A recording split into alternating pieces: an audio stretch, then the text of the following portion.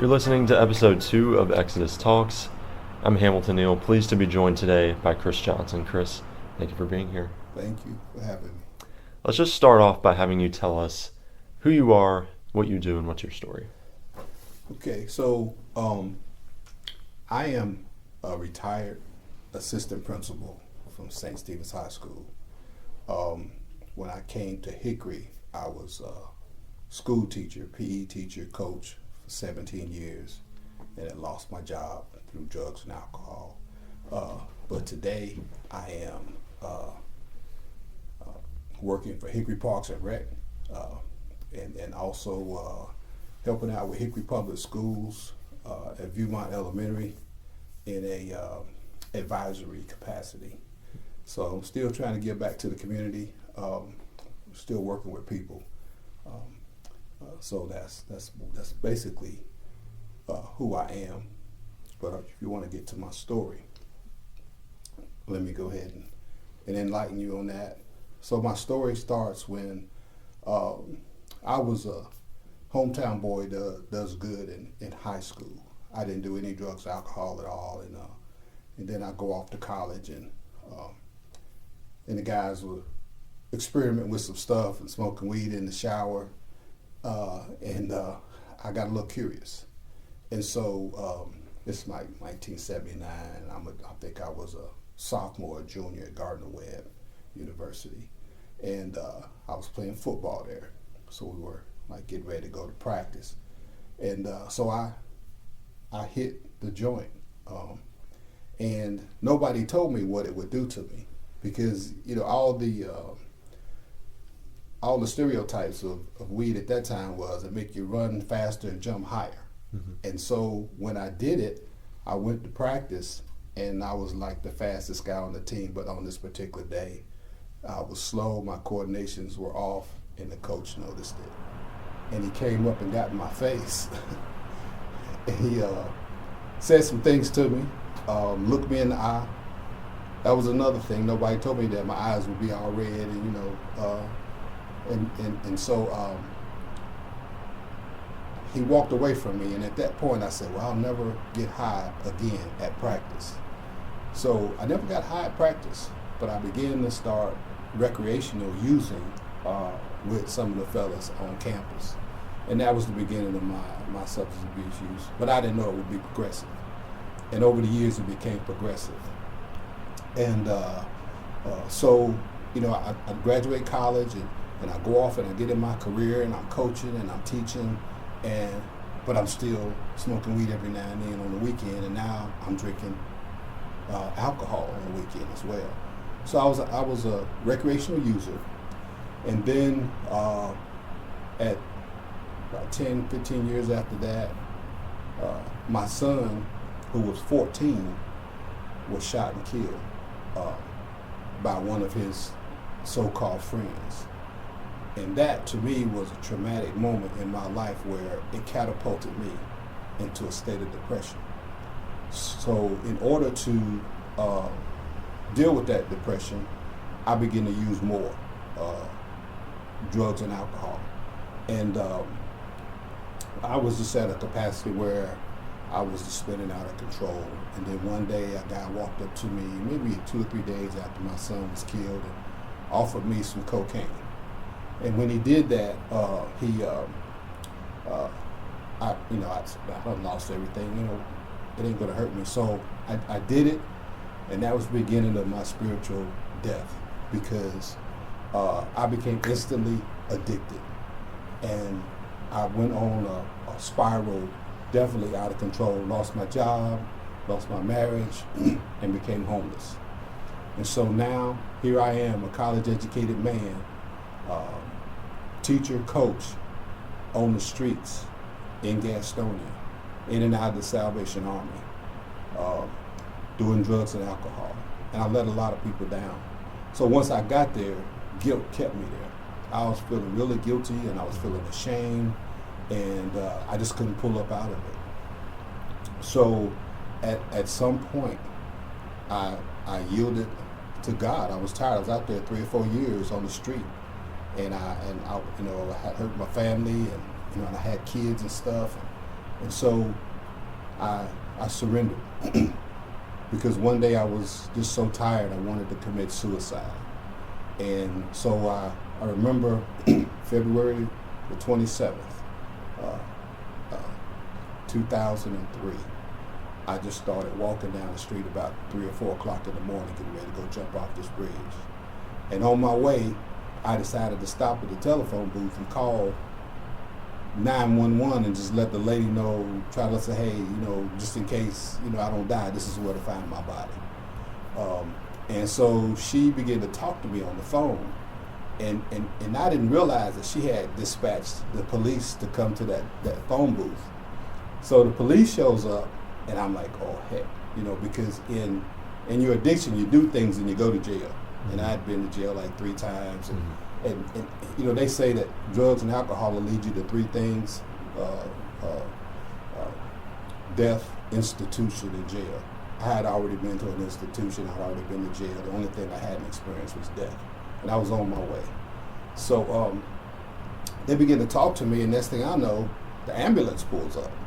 So I got all these people at this phone booth trying to talk me out of committing suicide. Mm-hmm. And that was when I just said, hey, okay, I surrender. Because that was God sending help for me at that time, because the devil had me. I mean, it was like God and the devil was playing chess. And the devil had already said, checkmate, I got you. And then the devil had said checkmate, and then God stepped in, man. And it was an awesome journey after that. I went from there to Gaston Memorial Hospital, 7th floor. And then I left there and I went to Morganton and stayed in the Morganton facility for 2 weeks. And I began to get clean time under my belt. Mm-hmm. And I began to feel like, hey, I want to live. I didn't want to die no more. So I began to pursue life as hard as I could. And then an opportunity came for me to go to Black Mountain Julian F. Keith Alcohol Drug Treatment Center. And I went there for 28 days. And while I was there, Exodus Homes came in and did a presentation. I'm homeless. I ain't have nowhere to go. Mm-hmm. But when I saw Exodus do that presentation, I think it was Valerie Meeks and Tony Bennett. I remember those 2 people very well. And so when I was getting ready to leave, I said, I want to go to Exodus. That's where I want to go. So when I left there, I went to Exodus, but I stopped in Gastonia before I got to Exodus after I got out of the treatment center, and thinking I'm clean and I'm strong. I went around those same people that I used to get high with, mm-hmm. and I messed around and I used again. But as soon as I hit it, I realized this ain't what I want. So I left that house and I ran back to the Salvation Army, and I just stayed there. And I'm like, oh man, I got to get to Exodus. I ain't have no way to get here because, I didn't have any money. So I'm in Gastonia trying to figure out how to get up here. And finally someone told me about a church that would help out. And it had like a Fresh Start program. So I went there and I talked to those people, and they gave me a one-way ticket to Hickory, to Exodus. So when I got here, Jerry Radford picked me up at the bus station, the so-called bus station, but it was like a gas station. But he picked me up, and on the way, I'm thinking, I'm hoping I can pass that drug test. And so when I get here, I was highly kind of looked at because I was a model person at the drug treatment center. Mm-hmm. And so when I got here, I had to do a drug test, and I failed it. And man, I was like, wow. And they told me, they said, you can't stay here. You got that poison in your system. You got to go to the Salvation Army. Mm-hmm. So here I am, again, homeless. But I ain't in Gastonia, I'm in Hickory. And I did not want to be homeless anymore. I didn't want to be in the Salvation Army. So I laid in bed at the Salvation Army that night, and I said, hey, I'm going back to Exodus in the morning, and I'm going to sit on them steps mm-hmm. until somebody let me in. And so I showed up the next day after they done kicked me out, just sitting there on the steps. everybody walked by me looking at me, and then somebody said, "Man, you can't be here." I said, "Man, I ain't going back to the streets. I'm gonna sit here till I can get in." And so I would sit there. I sat there for I came back 2 or 3 days, and the residents noticed that I was coming back and sitting on these steps, and so they began to bring me food, during the day, and so I would just sit there and on the 11th day, because Rev Longcrow would walk past me every day. He'd look at me, he wouldn't say nothing to me, and then on that 11th day, he looked at me and said, "Johnson, you ready?" I said, "Yes, sir." We went in, we did that drug test, and I passed it. And when I got into the Exodus program, man, I wanted it so bad. And I guess God had to humble me before I got in. Because had I probably got in and I was so arrogant and, I probably wouldn't have been successful.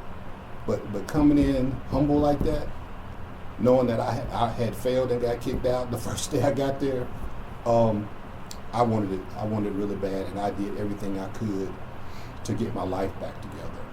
And I remember after about the 3rd or 4th month, Susan Smith was taking me to work, and she said, "If you stay 4 months, we consider you a keeper."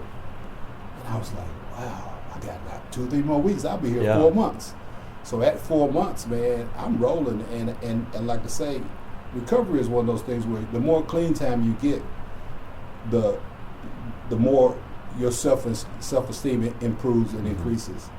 And so I hadn't told anybody I was a school teacher because I was ashamed. But one day the church had a field day for the kids, and I went to Rev Longcrow and I asked him, could I set everything up for the field day? Because they had bought all these toys and supplies. And so I knew PE because I was a PE teacher, but they didn't know that. So when I had an opportunity to do my thing, I had the Exodus parking lot set up. I had badminton over here, volleyball over here, and some other. I had about 7, 8 stations set up. And somebody walked up to me and said, "Who did all this?"